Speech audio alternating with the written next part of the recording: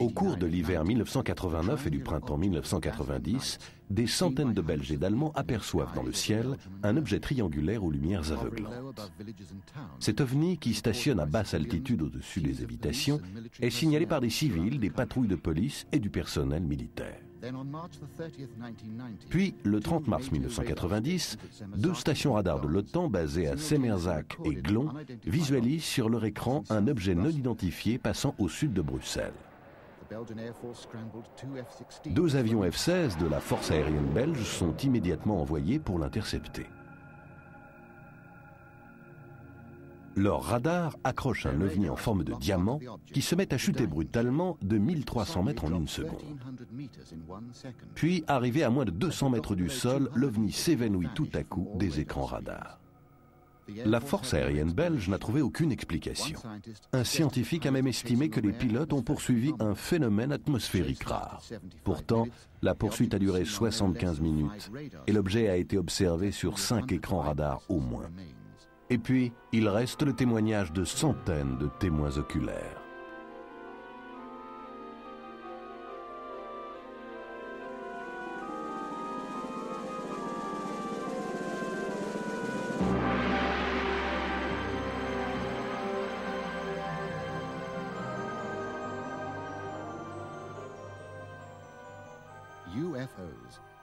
Nous avons imaginé toutes les explications possibles au sujet des ovnis. Depuis les débuts de l'histoire, les observations d'ovnis se sont inscrites dans un spectre allant du sublime au manifestement absurde. Si l'on doit en croire les rapports, nous sommes l'objet d'une certaine curiosité et chaque année, plusieurs centaines de personnes prétendent avoir fait des observations ovnis.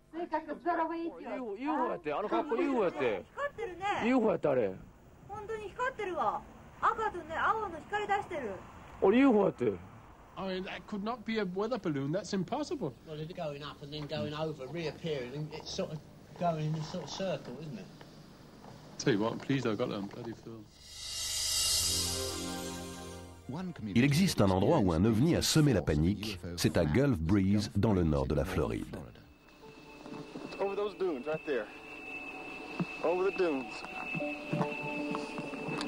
Oh my God. There she is. There she is, right there. Oh my God. Okay. Kind of way out. There's that boat just went by. Oh, Jesus, when you know it. Le promoteur immobilier Ed Walters filme cet ovni avec son caméscope en novembre 1993. Mais ce n'est que le dernier événement en date d'une série qui a bouleversé Gulf Breeze. En 1987, Ed Walters photographie déjà ces ovnis très nets avec un simple appareil Polaroid. Cet original très sombre est censé représenter un ovni stationnant au-dessus d'une route. Des spécialistes photos ont éclairci le cliché, ce qui a révélé plus de détails dans les couches d'émulsion. Pour de nombreux observateurs, ces photos prouvent au moins que les ovnis sont ici pour y rester. Et s'ils demeurent des sceptiques, une chose est sûre. Ces événements ont vraiment placé Gulf Breeze sous les projecteurs de l'actualité. Il y a tellement de centaines d'autres témoins locaux et des milliers d'autres témoins dans le monde entier qui n'ont peut-être pas été sous les feux des médias comme moi-même, peut-être parce qu'ils n'ont pas écrit de livre ou pour d'autres raisons, que je ne crois pas qu'il s'agisse simplement de l'histoire d'Ed Walters. Je crois que l'histoire des ovnis existe en elle-même et qu'il y a des milliers de gens qui sont sincères et disent qu'ils savent ce qu'ils ont vu. Avec une base navale au large, cette vaste étendue de ciel et d'eau est idéale pour les passionnés d'ovnis, déferlant jusqu'à Gulf Breeze et autour de Pensacola. What is that baby doing? Oh, it may look like it's moving around, doesn't it? I see two of them moving to the west, slowly. Oh, whoa, whoa, whoa, whoa! What's going on up there? There's two of them. Look, look, look! Drop! Look, look, look, look! Yo, look, it's right there! Just drop something. Sur les 5 heures d'enregistrement vidéo de Bruce et Ann Morrison, on voit d'étranges lumières manœuvrant au-dessus de la baie. J'étais en train de déjeuner avec une amie un jour au travail. Elle avait entendu parler des apparitions de Gulf Breeze, mais ça n'avait pas encore fait les gros titres des journaux de Pensacola, vous savez. Gulf Breeze est une petite communauté à l'extérieur de Pensacola. Et elle commença à me parler de cet homme à Gulf Breeze, qui avait pris toutes ces magnifiques images. Il y avait eu des articles à ce sujet dans le journal, et je me souviens de ma réaction bizarre. Soudain, j'ai regardé mes bras et j'avais comme des frissons sur tout le corps. C'était une immense sensation d'émerveillement et de stupéfaction.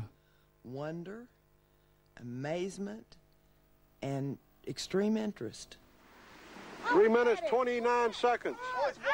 Turning white there. There's 3 of them. Yeah. Let's go white. Whoa, go, baby, go, Bubba. Come on over here and show us some more, Bubba. Je peux vous dire aujourd'hui que j'ai effectué des sorties avec des gens qui s'excitaient à la vue d'un avion. Il y avait un type qui se joignait parfois à notre groupe et pour qui tout avion qui passait était un ovni. Et il devenait dingue et furieux si vous le regardiez, si vous lui disiez que c'était un avion. Je veux dire qu'il pouvait s'agir d'un 727 à 5000 pieds au-dessus de votre tête. Et s'apprêtant à atterrir sur l'aéroport de Pensacola. Mais ce type l'aurait vu et aurait dit que c'était un ovni. Et c'est son droit. Mais moi, je sais ce que j'ai vu. Et c'est sur ma pellicule. Et si vous voulez le croire, c'est bien. Et si vous ne voulez pas y croire, c'est bien aussi. Oh!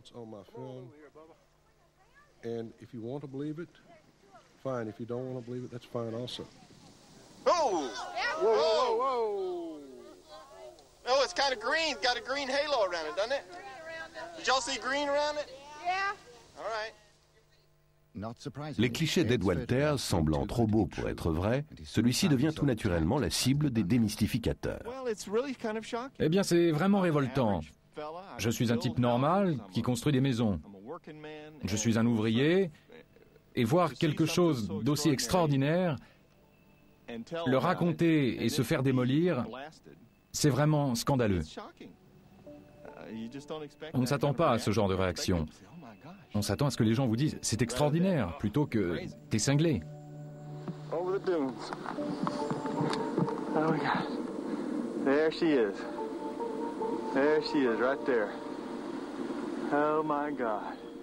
I would like for somebody. J'aimerais que quelqu'un du complexe militaro-industriel appartenant aux gouvernements mondiaux, j'aimerais que quelqu'un se déplace et dise « ne vous inquiétez pas de ce que c'est, voilà la réponse, dormez tranquille ». Mais personne ne fait ça.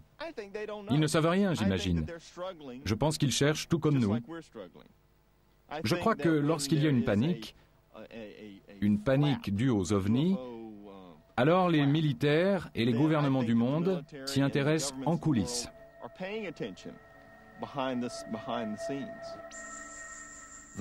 Les relations conflictuelles entre gouvernement et OVNI trouvent leur concrétisation avec le Project Blue Book de l'US Air Force, chargé d'enquêter sur les observations d'OVNI s'étant produites au cours des années 50 et 60.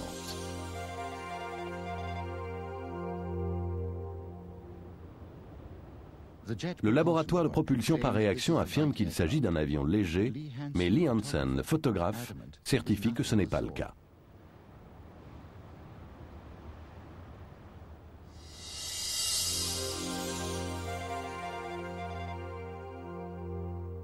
Alors qu'il traverse Monument Valley en voiture, James Waters voit passer un objet brillant à vive allure, suivi d'un autre une seconde plus tard. Il ralentit. Les objets semblent alors se contracter et se dilater. Explication officielle, il s'agit d'une météorite. Mais 2 météorites peuvent-elles se suivre?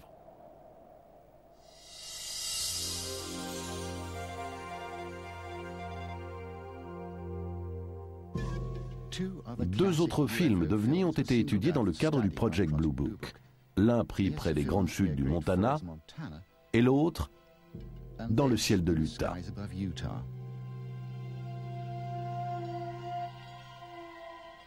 Allen Hynek, astrophysicien, choisi comme expert au sein du Project Blue Book, est d'abord sceptique. Mais après avoir analysé ces films, il change d'avis. La pellicule de l'Utah avait déjà été soumise à quelques milliers d'heures d'analyse humaine par le laboratoire d'analyse photographique de la marine.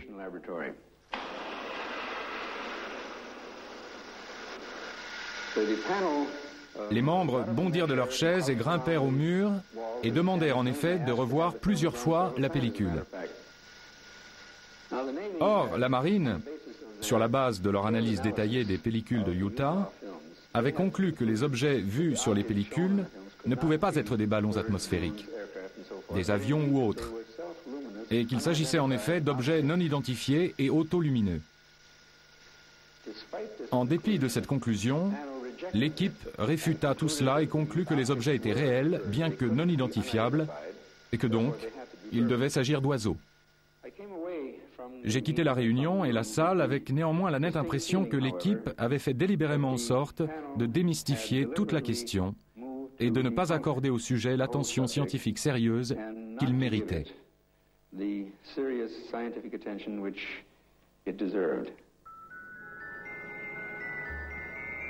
Dans le ciel d'Angleterre, un ovni surgit de nulle part et vole aux côtés du Concorde.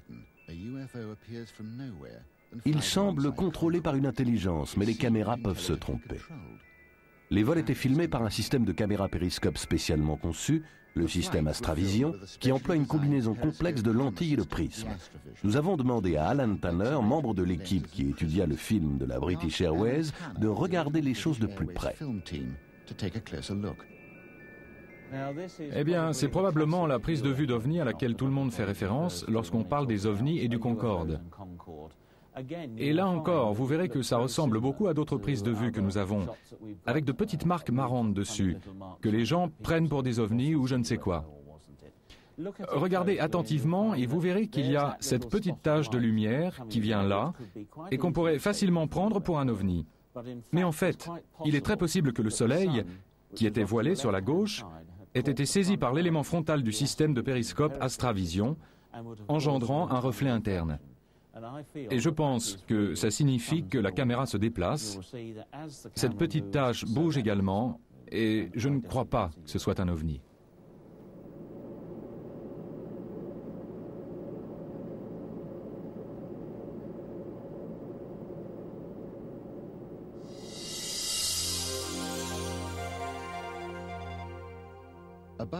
Au-dessus des lacs du Norfolk, 3 pêcheurs filment un ovni en forme de losange. On tente de savoir s'il s'agit d'avions ou de ballons atmosphériques. En fait, le ciel est totalement dégagé. 3 mois plus tôt, au bord de la mer Noire, un touriste enregistre ces images avec son caméscope. Cela semble très étonnant jusqu'à notre rencontre avec Simon Nash de chez Panasonic.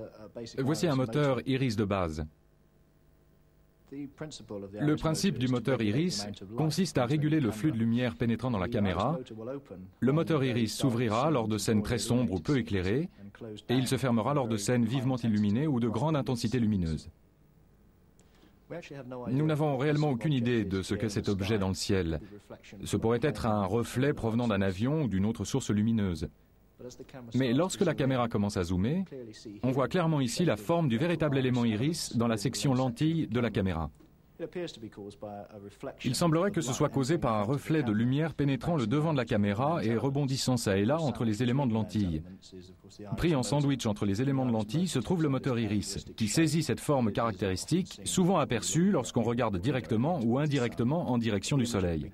Mais l'image au début de la cassette est assez inhabituelle et c'est quelque chose ne pouvant être expliqué par la technologie normale. Au cours des 30 dernières années, quelques 8000 apparitions d'ovnis ont été signalées à un service spécial du ministère de la Défense britannique. Environ 400 d'entre elles, soit 5%, demeurent non identifiées. Nick Pope fait partie de ce ministère. La chose qu'il faut souligner, c'est qu'environ 95% des rapports qui nous parviennent peuvent être très facilement expliqués. Il y a probablement un noyau dur de 5% qui semble défier l'explication. Et il va de soi que nous gardons un esprit ouvert vis-à-vis d'eux. Mais ceci dit, ce n'est pas parce que quelque chose semble inexplicable qu'il ne pourrait pas être explicable le jour suivant. Récemment, il y a eu un dirigeable en opération au-dessus du Royaume-Uni, et il était fortement illuminé de l'intérieur. Or, si vous le regardez en plan rapproché, c'est à l'évidence un dirigeable. Mais lorsque vous le regardez depuis une grande distance, il ressemble simplement à un objet en forme de cigare, très brillant. Et bien entendu, cela a engendré un nombre incroyable de témoignages.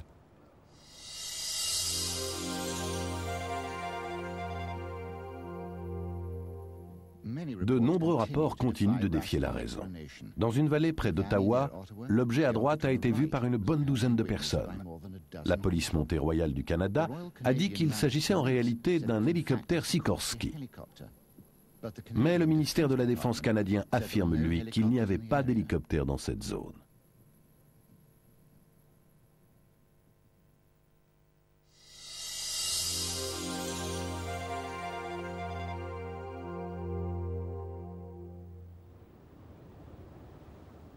Cet objet bizarre, filmé au-dessus d'un champ de blé anglais, demeure un mystère. Le conducteur du tracteur, au loin, affirme avoir vu un petit disque argenté voler en silence et à grande vitesse au-dessus de sa tête.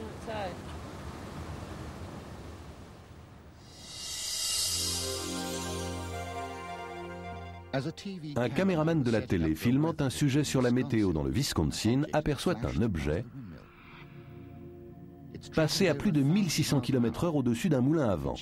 On a vérifié auprès de la base aérienne locale et du réseau de défense NORAD, il n'y a pas eu d'autres témoins.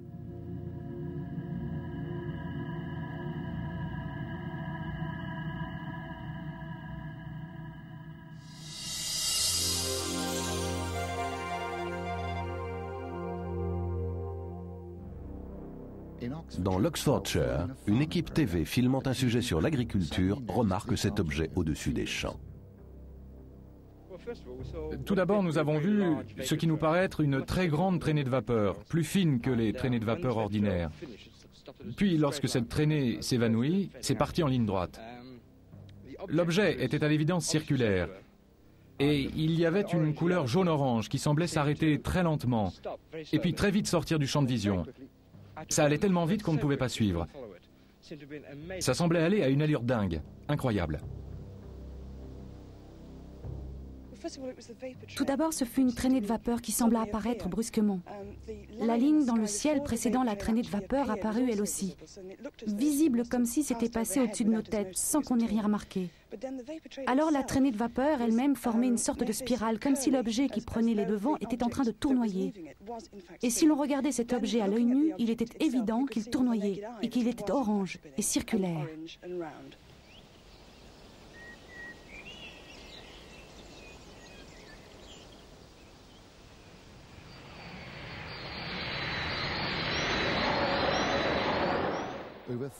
Plus de 35 000 rapports ovnis émanant du monde entier proviennent de pilotes civils et militaires.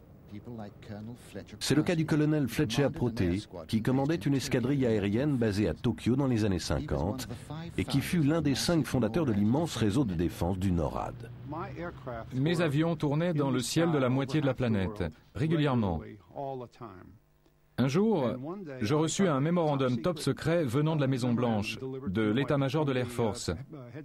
Et il m'ordonnait de dire à mes équipages que si jamais ils voyaient un objet non identifié, ils devaient me le signaler. Je devais les faire parler et prendre leur déposition, leur déclaration sous serment, puis les envoyer à un certain bureau du Pentagone.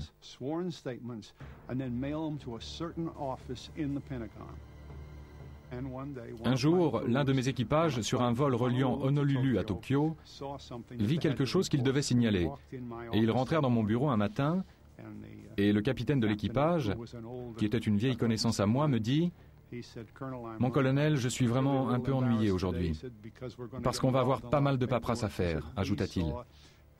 Nous avons vu un objet non identifié à côté de notre avion durant plus d'1 heure, la nuit dernière, entre Midway et Tokyo, avec 60 passagers à notre bord. Aucune possibilité de dire que ce n'était pas là et qu'on ne l'a pas vu. Et donc, j'avais 12 hommes dans cet équipage et j'ai dû apprêter 12 pièces avec 12 interrogateurs.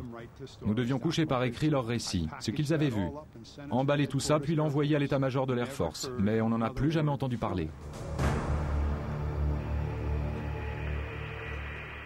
En Amérique, le secret qui entoure les ovnis, hérité de la guerre froide et du développement des nouvelles armes nucléaires, est toujours d'actualité.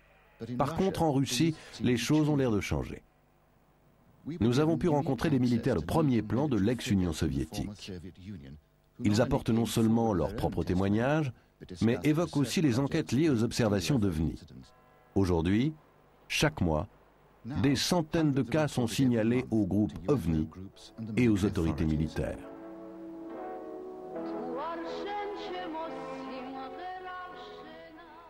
Alors qu'une équipe de tournage russe enregistre un clip vidéo, le public aperçoit soudain cet objet au centre de Tbilissi.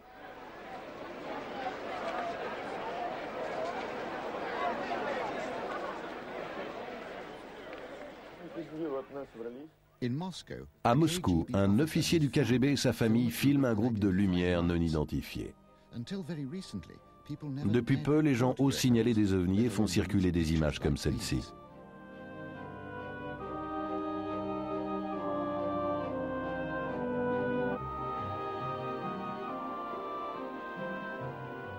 Durant des années, les gouvernements ont empêché les témoins de révéler une observation d'ovnis.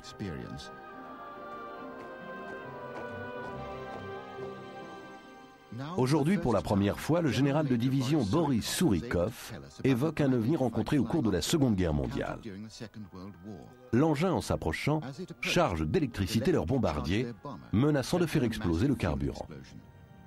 Pour sauver l'avion, l'équipage largue ses bombes, mais par crainte de représailles, consigne dans son rapport avoir pleinement rempli sa mission. Une forme de ce genre-là. Voici un rayon de feu. Cette partie est rougeâtre. L'avant est lumineux. Et ça volait à très grande allure.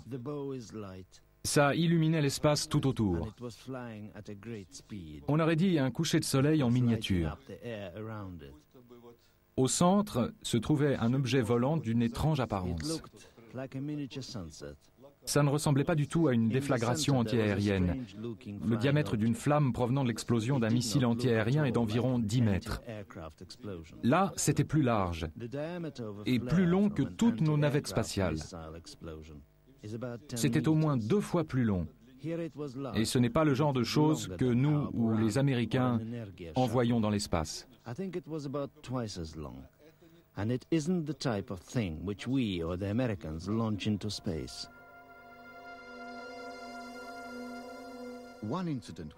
Un incident qui a modifié l'attitude des militaires russes à propos des ovnis s'est produit le 20 septembre 1977 à Petrozavodsk, à la frontière russo-finlandaise.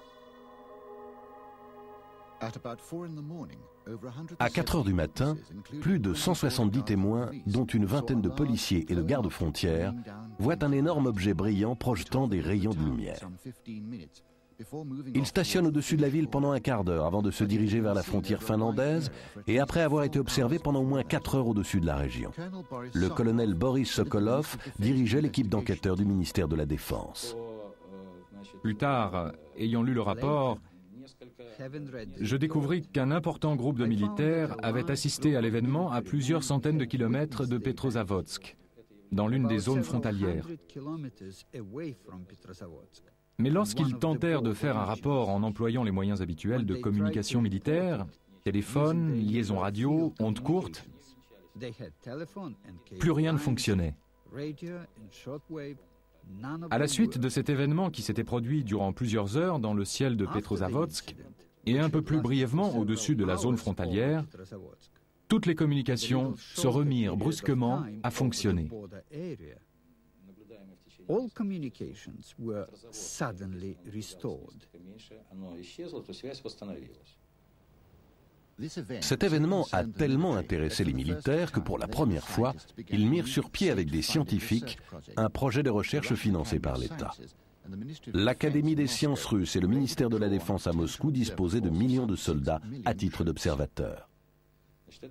Il y a eu un grand nombre d'expériences qui ne seront jamais répétées. Cela a duré 10 ans et toute l'Union soviétique était impliquée, 1/6 du globe. Et le nombre d'observateurs potentiels dépassait les 10 millions. Was over 10 million.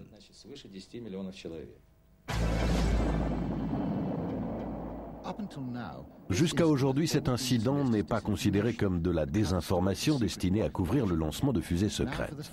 Aujourd'hui, pour la première fois, le colonel Sokolov certifie que ces faits réels ont déclenché l'un des projets de recherche OVNI les plus vastes au monde. Si les ovnis sont des objets réels, ils semblent alors être le résultat d'une extraordinaire technologie. À Moscou, il existe une organisation financée par l'État qui enquête activement sur de nouveaux systèmes de propulsion extrapolés d'après les rapports OVNI. Le docteur Anatoly Akimov en est le directeur. Nous n'allons pas limiter les objectifs de notre recherche en tentant simplement d'expliquer des expériences physiques anormales. Ce que nous essayons de faire, c'est d'aller au-delà des frontières habituelles d'une enquête. Si nous croyons, et nous avons des raisons de le croire, que les ovnis existent comme un phénomène réel, alors naturellement la question se pose de savoir si la science contemporaine est capable d'y comprendre quoi que ce soit.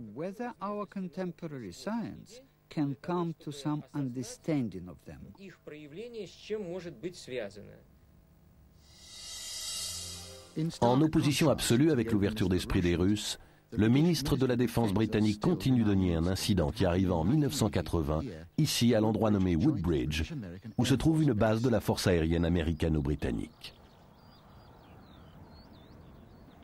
C'est l'une des bases aériennes militaires les plus actives du Royaume-Uni. Ses activités sont très secrètes et elle abrite l'un des plus gros stocks de réserves d'armes nucléaires de l'OTAN.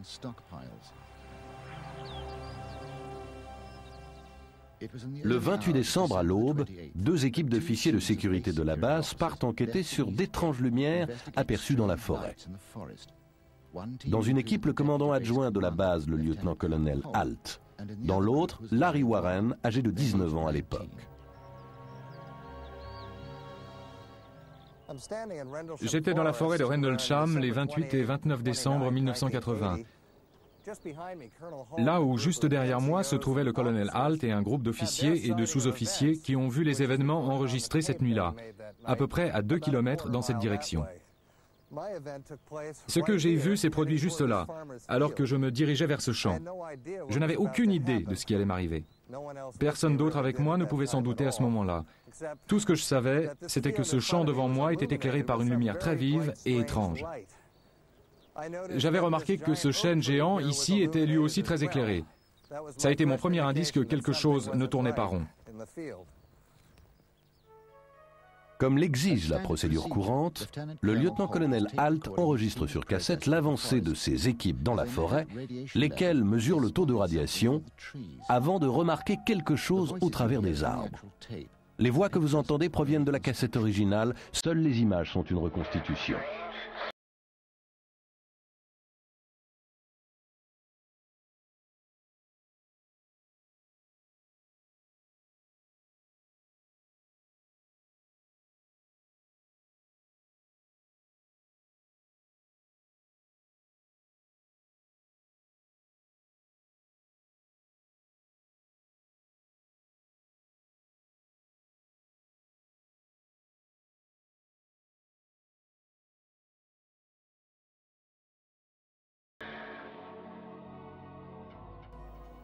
Tandis que Halt et son équipe se dirigent vers la lumière, Larry Warren et les autres voient devant eux un étrange cercle de brume dans le champ.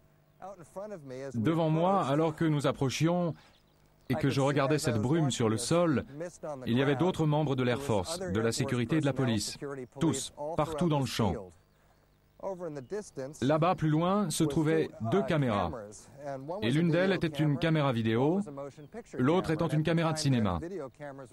À l'époque, les caméras vidéo étaient réellement de la grosse technologie. Tout ce que j'ai vu dans ce champ fut saisi sur pellicule cette nuit-là, à la fois sur photographie et sur film. Il n'y a aucun doute là-dessus. Ce que j'ai vu alors que je marchais au centre de la zone où se trouvait la brume, on peut le voir clairement. C'est ici que tout s'est passé.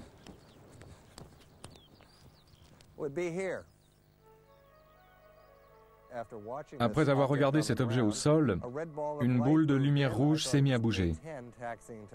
J'ai cru qu'il s'agissait du roulement au sol d'un indice de la base de Woodbridge, derrière moi, à environ 1 mile. Soudain, l'objet arriva. Forêt et arbres furent comme suspendus, et le brouillard circulaire L'objet lumineux au sol se dispersa dans une explosion de couleurs qui ne fit pas de bruit, ne dégagea pas de chaleur. Cette brume se mit d'une manière ou d'une autre à se transformer en un objet structuré. Ça faisait environ 9 mètres à la base, 6 mètres de hauteur. Il y avait des lumières bleues et noires à la base, et comme une sorte d'arc-en-ciel nacré au-dessus. C'était très difficile de le regarder bien en face. Quand l'ensemble des témoins s'est rendu compte de la transformation, certains restèrent pétrifiés. D'autres prirent la fuite. Pourquoi je ne les ai pas imités, je ne sais pas. Peut-être que j'étais encore en état de choc.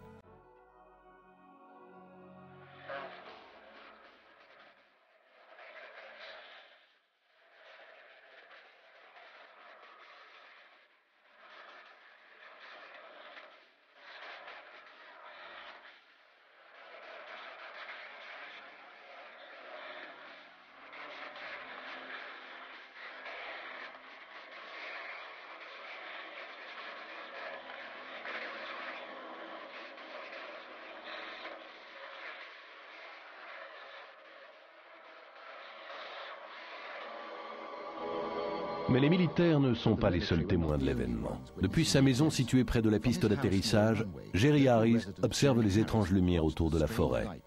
Je suis resté là des siècles. Oui, c'était comme si je regardais là durant des siècles. Et puis, ça descendait en dessous des arbres, ça allait vraiment dessous les arbres, et ça revenait encore et encore, ça zigzaguait ça et là. Et je me disais que si c'était des avions qui allaient s'écraser dans la forêt, c'était parce que la piste d'atterrissage était là-bas et qu'eux se trouvaient ici.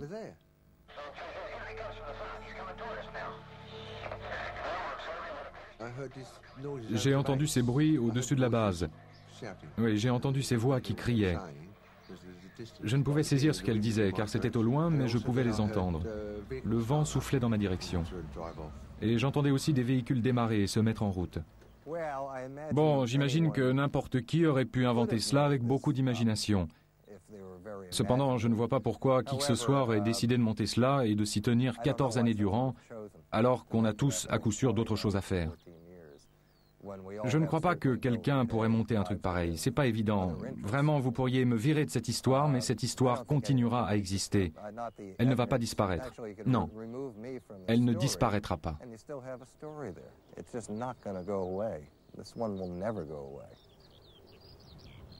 Strictes consignes de sécurité, démentis et explications se sont succédés juste après l'observation.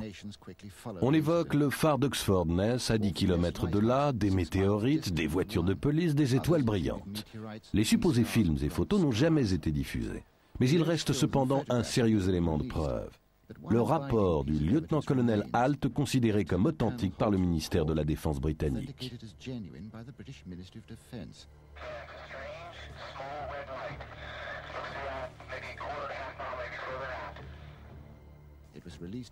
Cela fut révélé 3 ans plus tard à cause de la pression exercée par Warren et d'autres personnes employant le décret américain pour la liberté de l'information.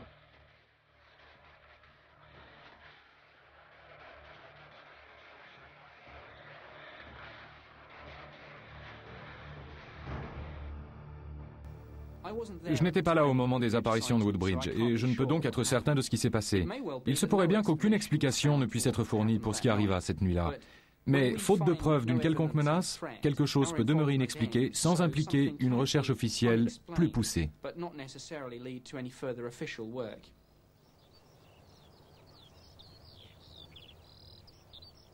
En dépit des affirmations gouvernementales, on ne peut ignorer les affirmations de Lord Peter Hill Norton, amiral de la flotte et ex-chef de l'état-major de la défense britannique au début des années 70. À mon avis, quelque chose de vraiment matériel s'est produit. Je ne doute pas que quelque chose ait atterri sur cette base américaine de l'Air Force. Je ne doute pas que des gens s'y soient intéressés, que les gens de l'Air Force américaine et que le général commandant la base s'y soient intéressés au plus haut point. Selon moi, le ministère de la Défense, qui fut régulièrement interrogé à ce sujet, non seulement par moi, mais aussi par d'autres gens, s'est restreint à sa normale ligne de conduite d'après laquelle rien ne touchant aux intérêts de la défense ne s'était produit à cette occasion. Ma position là-dessus a toujours été assez claire. Et j'ai parlé de ça à la fois en public, à la télévision et à la radio. Et je l'ai dit aussi à Lord Trefgarne, face à face, lorsqu'on s'est rencontrés. Et aussi devant un grand nombre de gens, dont le commandant en chef de Bentwaters. Je disais qu'ils avaient halluciné, et que pour une base nucléaire de l'Air Force américaine, c'était très dangereux. Or, ce qui devait arriver arriva. Et dans ces circonstances, il n'y a qu'une seule réponse possible. Elle concerne la sécurité du Royaume-Uni. Et jamais on ne m'a contredit pour cette position.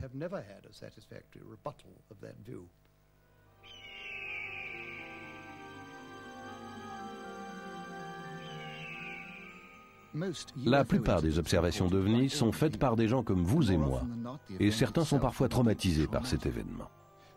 Mais ce qui est plus traumatisant encore, c'est quand ceux qui ont vécu ce genre de choses sortant de l'ordinaire sont ridiculisés ou même menacés. Au Nouveau-Mexique, par exemple, lorsqu'on découvre qu'un ovni se serait écrasé près de Roswell. Il déclara « Vous n'avez rien vu.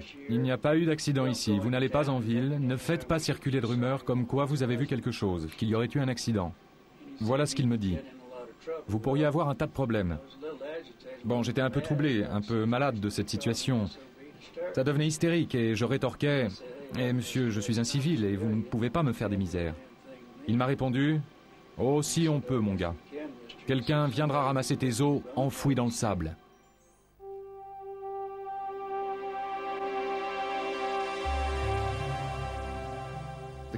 L'affaire du crash de la soucoupe volante et de ses occupants extraterrestres est devenue une classique et solide histoire d'OVNI. Le 8 juillet 1947, près de Roswell, au Nouveau-Mexique, Mac Brazel découvre un extraordinaire amas de débris métalliques largement dispersés sur les terres de son ranch. Quelques jours plus tard, il contacte le shérif local, George Wilcox, qui appelle la base de l'armée de l'air de Roswell. Le major Jesse Marcel est envoyé pour enquêter et recueillir le maximum de débris. L'armée publie un communiqué de presse dans lequel elle affirme avoir retrouvé une soucoupe crachée au sol. Mais un peu plus tard, le même jour, le général de division Ramey dément et affirme que ces débris ne sont que les restes d'un ballon atmosphérique tombé au sol. Pour Fred Whiting, du Fonds pour la recherche OVNI, la conclusion officielle n'a aucun sens. Avec d'autres chercheurs, il a enregistré les témoignages de quelques témoins encore vivants et de membres de leur famille. Jusqu'ici, les histoires de soucoupes crachées étaient des histoires qui se répétaient de bouche à oreille. J'ai un frère qui a un cousin, qui a un oncle dont le coiffeur dit qu'il connaît quelqu'un ayant entendu quelque chose.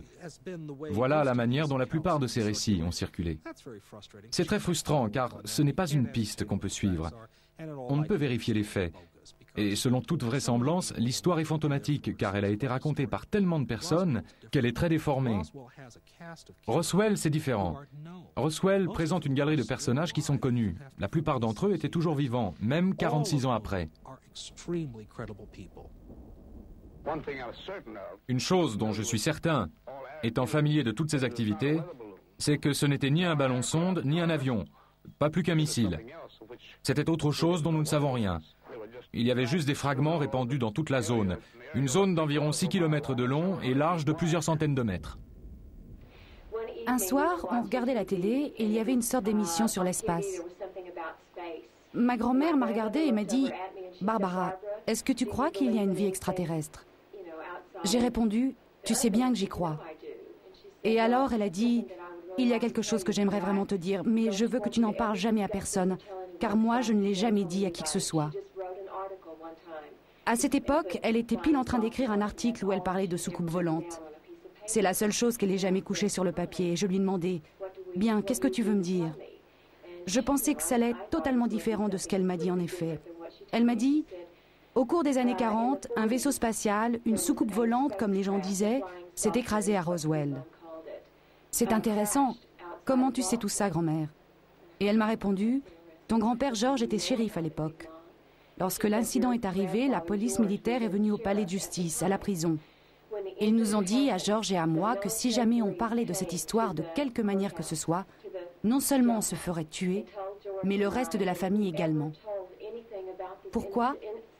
Qu'est-ce qu'ils savaient au juste ?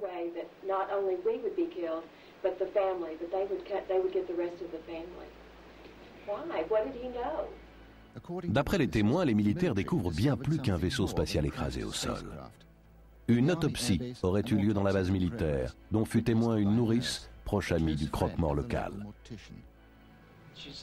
Elle déclara que lorsque l'une des mains fut détachée du bras et que lorsque les médecins la retournèrent, elle remarqua qu'au bout de ses petits doigts, qui ressemblaient à des coussinets, il y avait des petits trous semblables à de petites ventouses, à chaque extrémité de doigt. Et elle dit qu'il n'y avait pas de pouce et qu'il n'y avait que 4 doigts.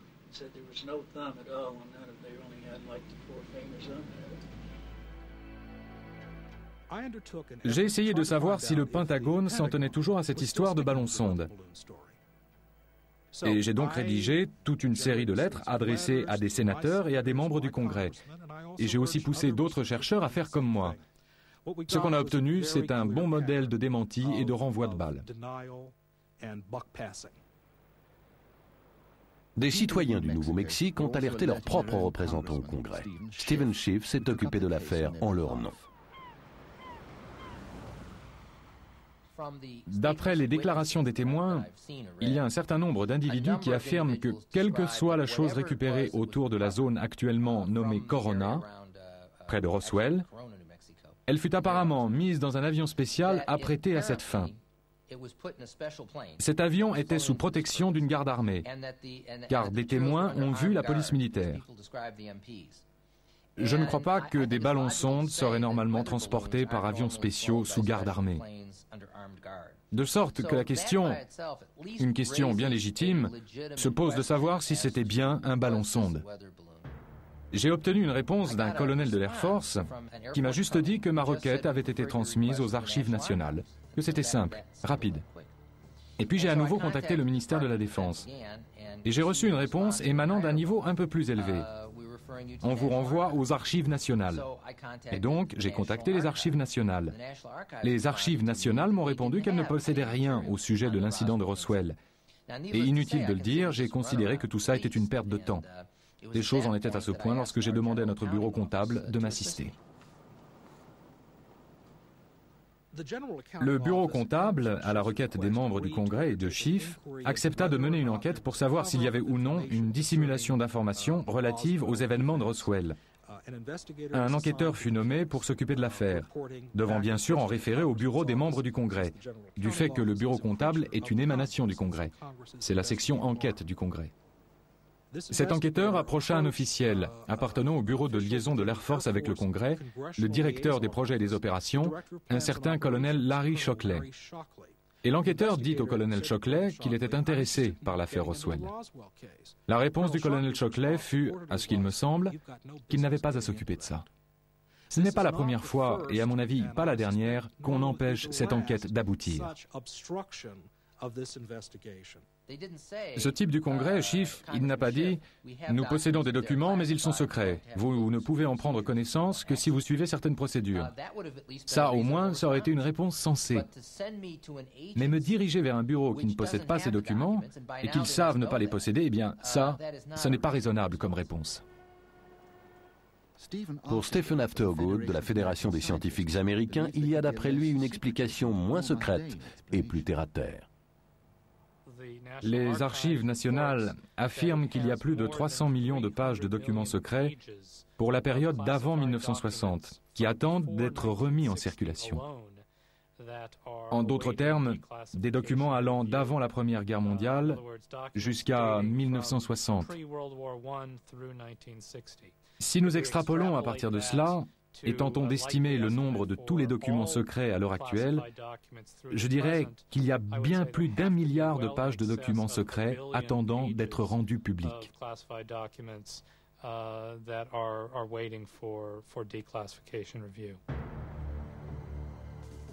Le système de confidentialité est devenu une affaire de réflexe. On cache un tas d'informations qui ne sont pas vraiment chaudes et ironiquement, on ne protège peut-être pas comme il faut les secrets vraiment sensibles.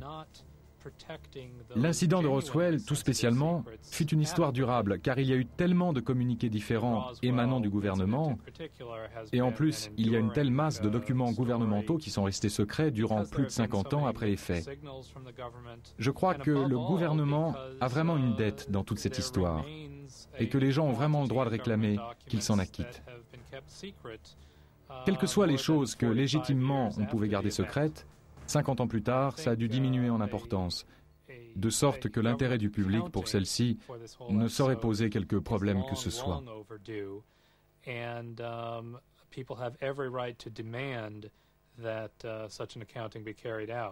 Whatever may have been legitimately secret 45 years ago has diminished so greatly in sensitivity that the public interest in its disclosure far outweighs any conceivable sensitivity that might remain. Or, ce qu'il faut faire, c'est arriver à mettre dans la tête des membres du Congrès, et c'est déjà dans les têtes de nombreux chercheurs ovnis des États-Unis, comme ailleurs dans le monde, qu'il y a une rétention d'informations pour des raisons que nous ne pouvons que deviner. Dans quel but, on n'en a pas la moindre idée. Mais le fait est que notre gouvernement n'est pas attentif aux citoyens qui veulent simplement être au courant des faits.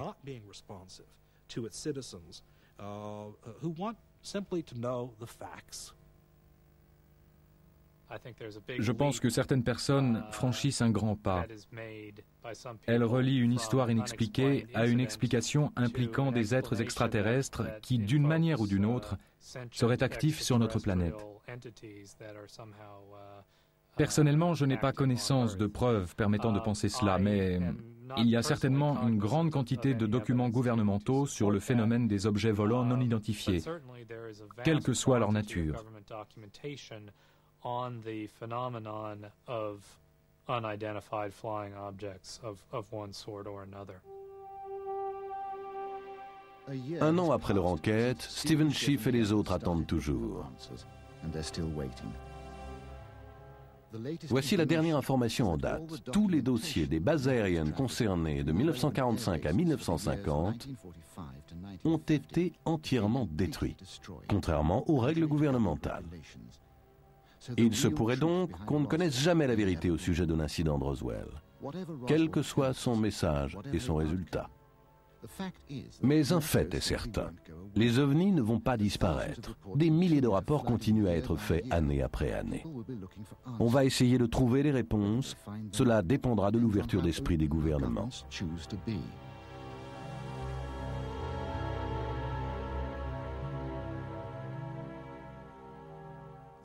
Le régime du secret est un héritage de la guerre froide. Maintenant que l'Ouest et l'Est communiquent, n'allons-nous pas suivre l'exemple russe en essayant de trouver une réponse au mystère du phénomène ovni? Nous ne pouvons exclure la possibilité que des créatures bien supérieures à nous s'intéressent à ce qui se passe sur la Terre. Ces objets volants non identifiés qui apparaissent et manifestent leurs caractéristiques exemplaires, comme leur vitesse, leurs manœuvres rapides et ainsi de suite. On doit les étudier dans l'intérêt de l'humanité. In the interest of mankind. Je n'adhère pas aux vues de certains ufologues qui prétendent que tout ça se passe dans la tête. Je crois qu'il existe sans aucun doute quelque chose, ou un certain nombre de choses. Il peut s'agir de choses très différentes dans notre atmosphère matérielle. Et si ça peut atterrir, ça peut être photographié, vu et touché. Et de fait, il y a des gens qui affirment que tout cela s'est déjà produit. J'espère qu'un jour, on découvrira ce que cache le phénomène ovni. Même si tout le monde aime le mystère, je crois qu'un jour on saura.